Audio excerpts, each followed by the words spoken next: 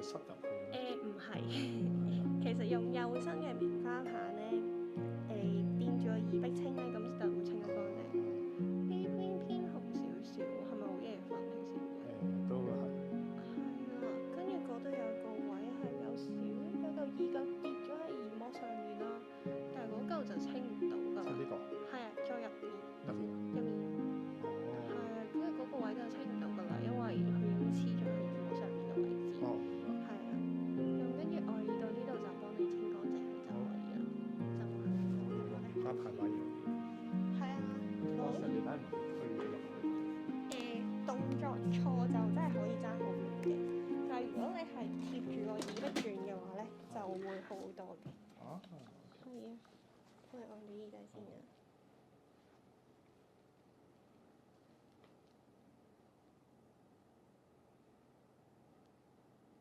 會唔會按下瞓着咗？好多都會，你照瞓就得㗎。但啱話耳壁紅係其實因為其實耳仔嗰個皮膚咧就好薄嘅，咁佢微血管咧就會好容易即係你會見得到佢啦，咁就會充血之後就會變好紅。咁因為你唔夠瞓啦，就會有中醫所講嘅上火啦，咁耳仔就會好容易突顯到出嚟，黑埋眼啦。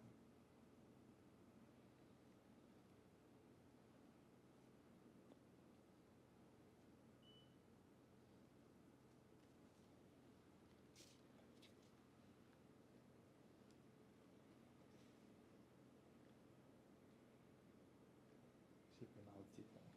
係。先問下驚唔驚黑？ OK，暫時都仲 OK。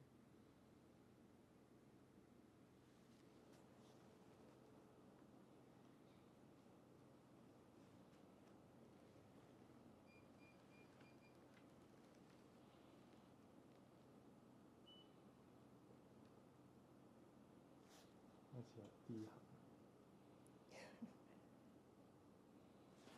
打得少少嘅。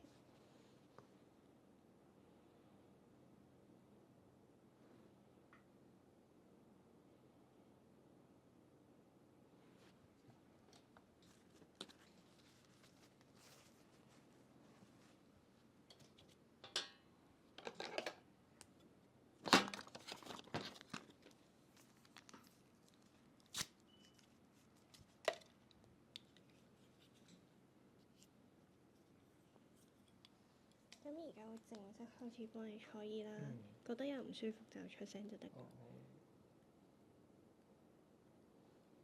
同埋你第一次坐可能會覺得敏感啲。因為我自己其實幾中意撩耳仔，我成日覺得呢個耳仔好似濕濕地嘅。油耳嘅人通常都會有呢個感覺。跟住我成日周唔時又撩，但我又好驚推入去。其實呢得多好容易發炎嘅，所以適可而止咯。同埋始終即係我見唔到個耳垢㗎嘛。係啊。所以好多油耳嘅人會出去幫人，即係揾人幫佢撩咯。其實係油耳易清潔定乾性好啲？如果乾性咧，自己清會容易啲嘅。油耳嘅話咧，就其實都要揾人清先 OK 嘅，因為你始終真係睇唔到。我成日覺得好似即係有條毛喺度撩下耳仔咁，即係純粹所以成日覺得好痕。有機會係你哋男仔剪頭髮之後咧，會跌咗啲毛毛入去咯。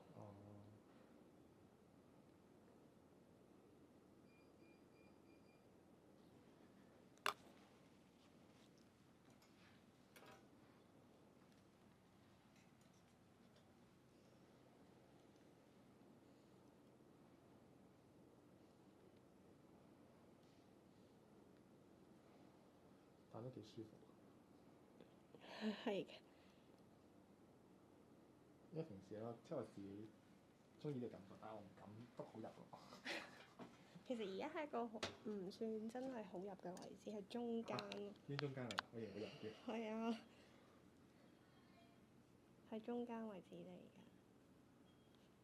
你唔好個距離感，我成日都唔知，咦，其實已經撩到你。其實人咧，佢有個自我保護意識嘅。通常咧，去到自己撩咧，去到好出嘅位置就已經會停㗎啦。係、因為佢即係內耳道嘅情況咧，係佢皮膚好薄啊，所以你好細力掂佢，基本上都會覺得好痛。但我係算乾淨嘅。你算由耳嚟講算好乾淨㗎啦。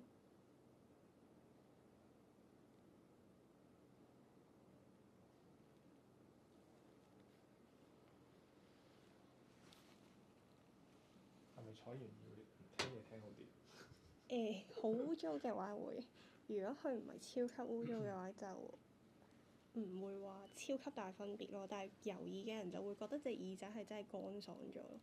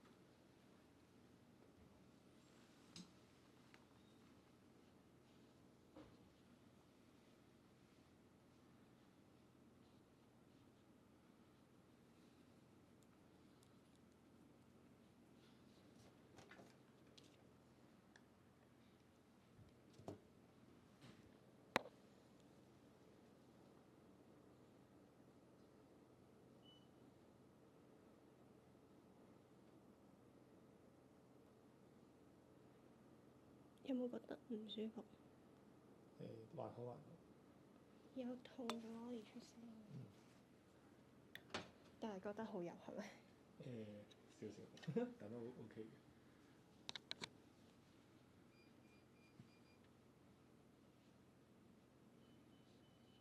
又不自覺會繃緊嘅。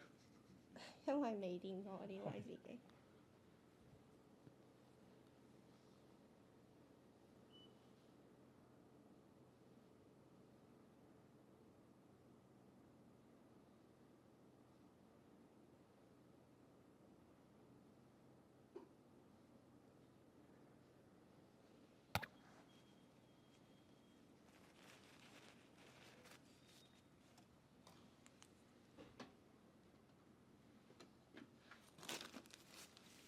耳仔入邊就清乾淨啦，而家會幫你清埋個耳殼。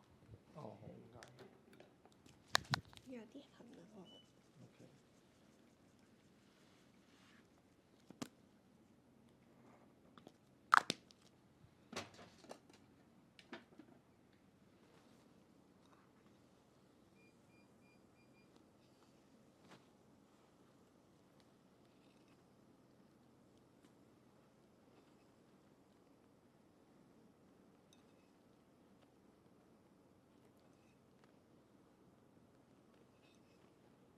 但點解會吱吱聲嘅？呢個咧，佢係一個泡泡嚟嘅。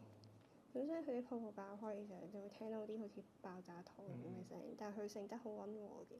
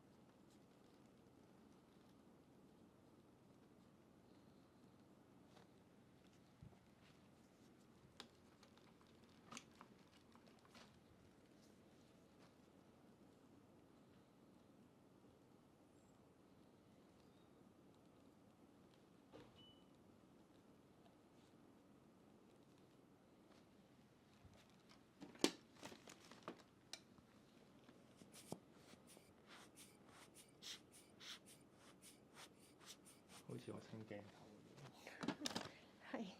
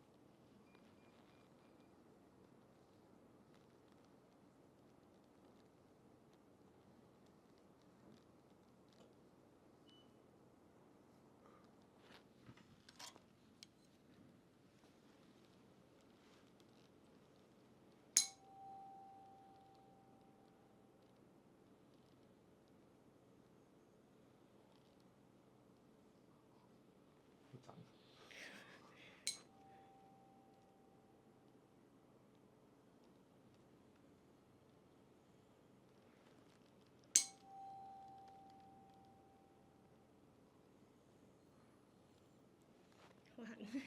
好痕。呢個就有個音差。係啊！啲人成日話彩以有嗰個顱內高潮就係呢個感覺。你忍唔住會震啊！係啊。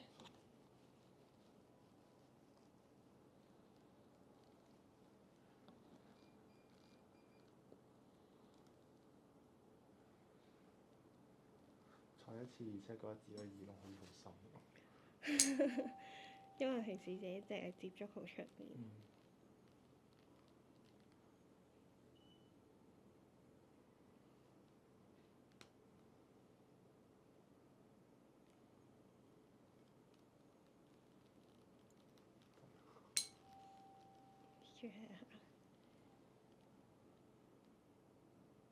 其實已經係擺得好出啊，因為你第一次嚟。合埋眼啊！呢度邊係點㗎？可以掂住個耳膜。可唔可以試下？可以啊，你 OK 就得㗎。可唔可以試下？啱啱都只係中間嚟啫。好出，淨係擺咗喺出面嘅位置。入啲啊！